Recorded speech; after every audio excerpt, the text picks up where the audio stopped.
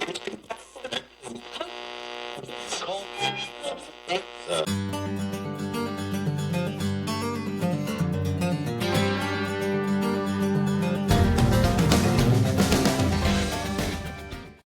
and gentlemen, welcome to this episode of the Stable Parenting Podcast. My name is Shane Jacob, your host, and I thank you for taking your time to be here with me today, talking about horses and humans, like always. I like to say the only thing that matters is everything. Everything matters. Sometimes I say that and people kind of freak. They're like, everything matters. I must be doing so much wrong, or like I'm afraid to do anything because it matters, afraid to make a mistake or do it wrong. I might be doing it wrong, and it's not the way I mean it. We all are doing the best we can with what we have to work with at the time that we have, and that's good enough. It is good enough, and that's just fine. But I do think I know it's important to become more and more aware of things that matter, because things do matter. Everything does matter. And then do the best we can with that. One of the things that matters a lot with horses is what we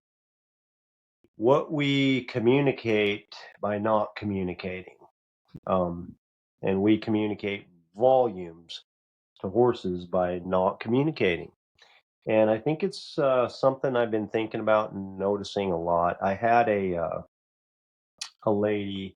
It really matters in training horses, and in horsemanship. And so I had a lady that came to me. Because she was having trouble with her horse, she came to me to help her with the problem she was having with her horse. And what was happening is that her horse, she would go to step on or mount the horse. She'd start to put weight in the stirrup, and the horse would bolt and run away 100 yards. And she would be clinging to the side. Sometimes the horse got away from her, or if it didn't get away from her, she'd be clinging to the side of it, trying to hold on. And eventually the horse is galloping away, and she'd get her leg over, and eventually he'd stop. And she hadn't got killed yet, but this is getting to be an extremely dangerous situation. What can happen is that if you get she could get her foot stuck in the stirrup, and that horse could take off and drag her and step on her, and people die like that. One way that people do die, it's a pretty common way that people die with horses. And so this is a serious problem, right, that she's got. And the question is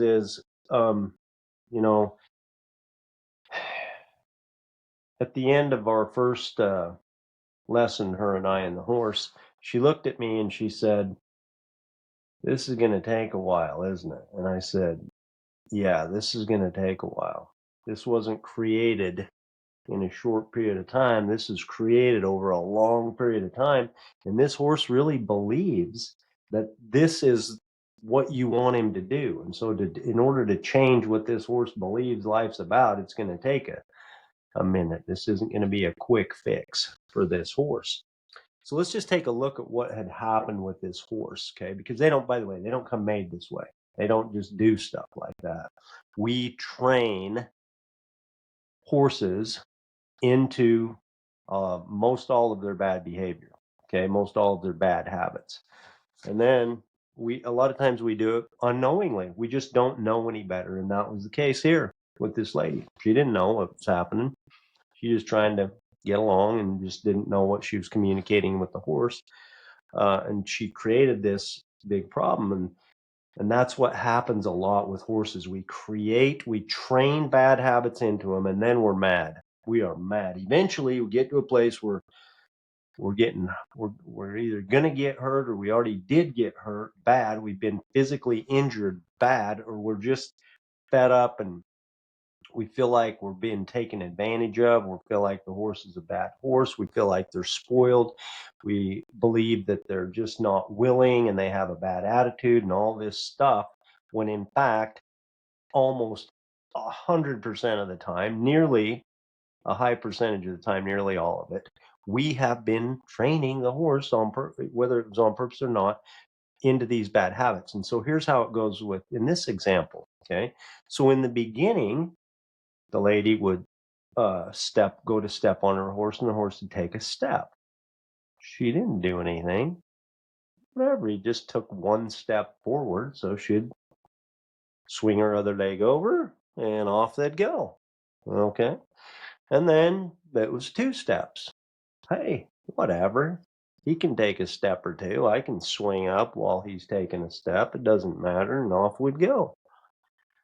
Then pretty soon, as you can imagine, it's 3 and 4 and 5 steps, and then he's just flat walking away while you step on, and you can't. As soon as he thinks you're ready to step on, he starts marching away. Then he starts trotting away. Okay. And now eventually, over a long period of time, he gets to where you are trying to hold on to him. And as soon as he thinks you're ready to lift your foot up, he's running. Okay. You can barely get your foot up and start to get half your weight in it. And he is going 90 miles an hour away from you. Okay. So let's just look at the beginning.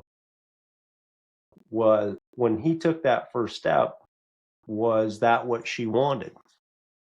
I would have to say probably not. Okay. And I think that she would agree that that's not what she wanted to have happen. Well, but it did happen. And so what did she do? She did nothing, right? She did nothing. She just off they went. She didn't she didn't communicate with the horse anything. So by communicating nothing, she communicated, that's what I'd like for you to do every time I get on. Okay.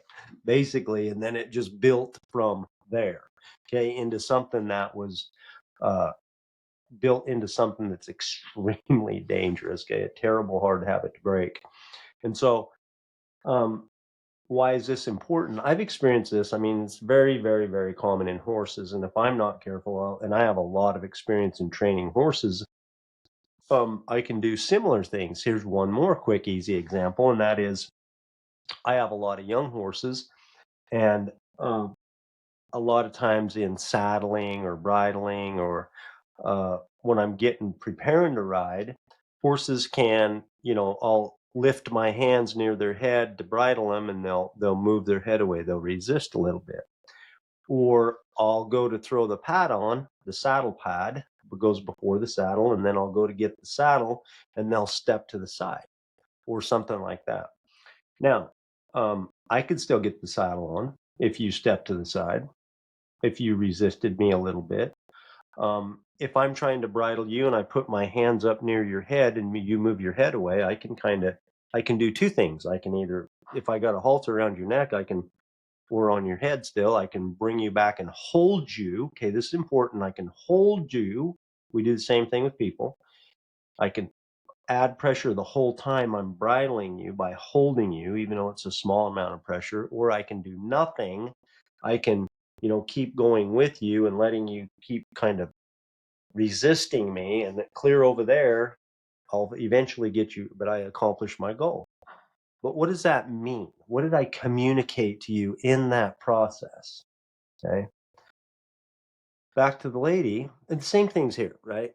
Did I say to the horse when I put my hands near his head and he moved his head a few inches away, did I say, that's okay? Or did I bring you back and hold you and just force you to be here? Or one of the things another option is to add pressure, bringing the horse's head and face back over where I want it to be, and then let all the pressure off. That's the happy place, right? Pressure in the in the thing I don't want, and then total release uh, when I'm getting the desired result. When your head's in the position that I can easily bridle you where I want you to be, over here where it's easy, where I don't have to chase you around to get your halter or your bridle on.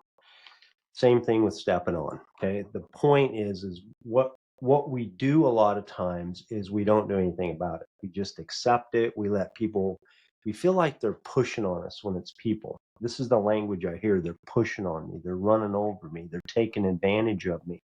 And we feel the same way about horses. But you know what the thing of it is? 90 almost all the time, the horses don't know. Okay, they don't know. They're only reacting to what we're doing, and we think that they're taking advantage of us. We think that they don't want to get along. We think they have a bad attitude. We think that they're spoiled and they're no good and they're this and that and the other. And I mean, we didn't ask them to do anything different. She didn't ask anything until she finally came to me with this serious problem.